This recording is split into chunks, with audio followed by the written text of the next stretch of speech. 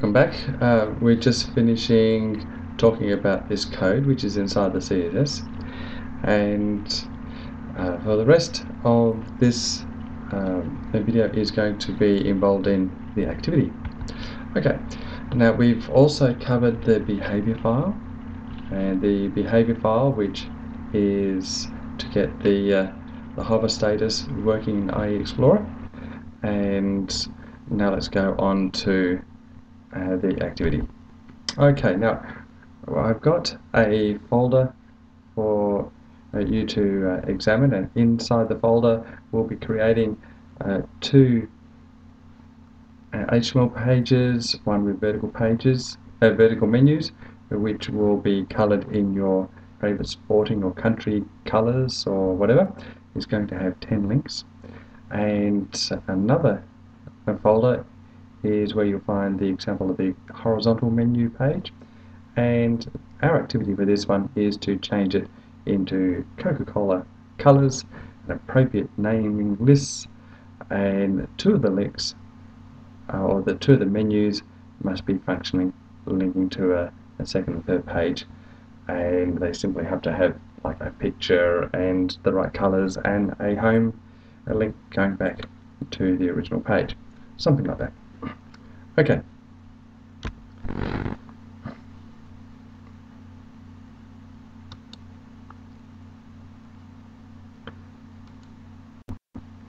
You will come across a folder that looks like the CSS activity. Inside it, you'll find two folders, one with the horizontal with submenus and a vertical with submenus. And there is a certain method which I want you to do this activity, and the reason why I want you to do it in this particular method is because writing menus is one of the most important aspects of web pages, as nearly every web page you'll come across has a menu, and if you don't know it really well, and then you're always going to be at a significant disadvantage. And so I'm going to get you to do the activity in a certain way with this horizontal, and then do it again, almost the same but just sort of repetitive, to try and get it to sink in really well for the vertical. Okay, now first of all, let's have a quick look at what's going on here. If we open up the HTML code, we'll be able to see that the HStyle link is, and that one there, is linking into this hstyle.css, and so that's linking to there. And if we open up the hstyle.css, we'll be able to see that this behavior file here links to the particular behavior file there, which is in this occasion called the css hover.htc. Okay, so that's how it's all linking together. What I want you guys to do is to select both of these and copy and paste them so you have your own copy. I'm going to rename this. If you could rename, put your name in there somewhere. So this is Ian's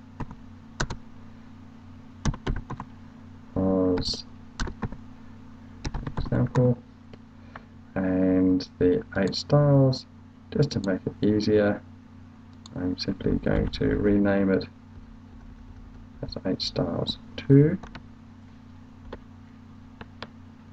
And now if I open this up with Notepad again, I can go to the link and change that to HStyles2 to have them all linked up. Right, so now I've got my new copy. Now what I want you to do is let's check to make sure it's working, and that is fine. You can see the drop downs are working nicely, which is good. And so what I want you to do is open up your new one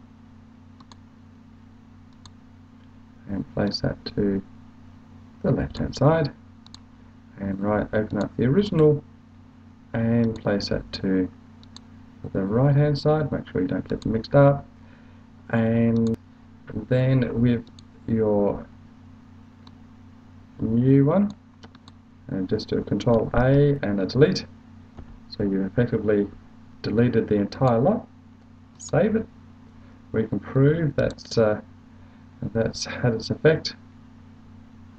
Oh, actually, I think I've got the wrong Vision Explorer. We can prove that it's got the right effect.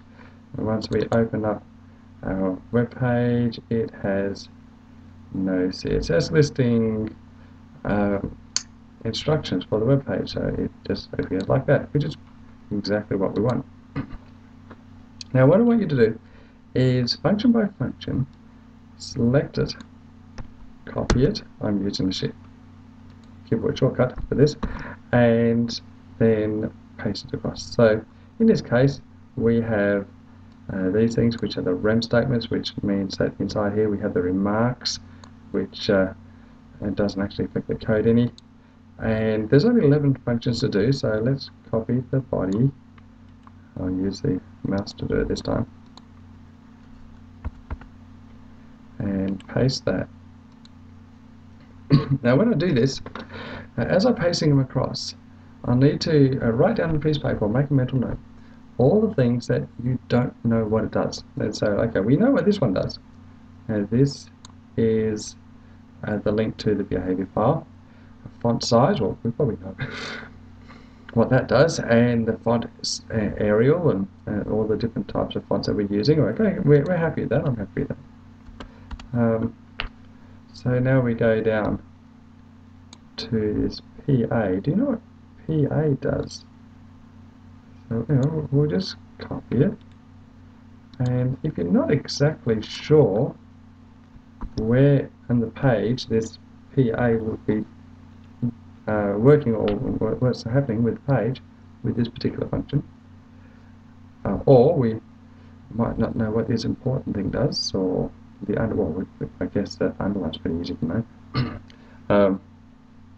Well then, once we've copied them all across, now it's important to copy the entire page full of functions across, because you can't experiment until they're all across, because it's not going to work with only half the CSS file. But once it's all copied across, well then maybe change this color to red and resave it, and then look on, just open up your HTML page and look to see what's changed to red. If you can see something that suddenly changes to red, well then you know what this thing will do.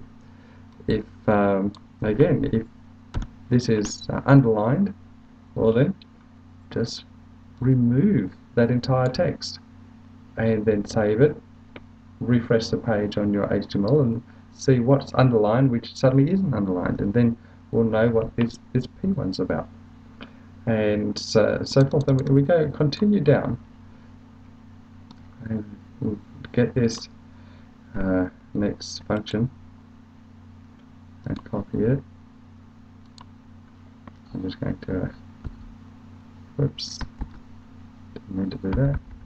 I'm going to backspace without it selected, or work much better, and paste it in. And so now we have just a single A. Well, there's this is a PA, or this is a single A. Is this any different than the other one? I've in fact made a bit of mistake. I've actually copied two functions here, so I should have just copied that one and then this one, because they're two different functions. But anyway, we can see what is the PA hover, what happens, what part of the web page does this do, what happens. If we can add in a color, will it make any difference? Just experiment, play around with them. You basically can just work your way down. So with this function, if we copy this one in, do we know what's happening? The list styles, none. Is there any other different type of list styles? We can look that up in W3 Schools or on the CSS hint sheet, and to see all the different varieties of list styles. Padding, well, what's going to happen if we make that into 50 padding, or change the margin into 50 or 100? Just experiment and play around with each line so that you will be able to find out where on the web page this CSS is actually adjusting or amending. So, as I said before, there's not that many functions. There's only about 11 of them. And I'm hoping that you'll go through, copy the function across, have a bit of a look at it.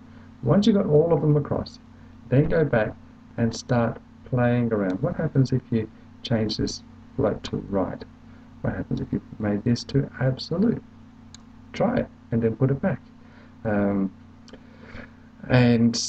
Just keep playing around with each line, find out what and different part of the HTML page it actually changes and amends, so that by the end of this exercise, I'm hoping that you'll have a fairly good grasp on, if I asked you to just change a particular part of the menu, that you'd have a reasonably good idea which part of the code to go to accomplish that.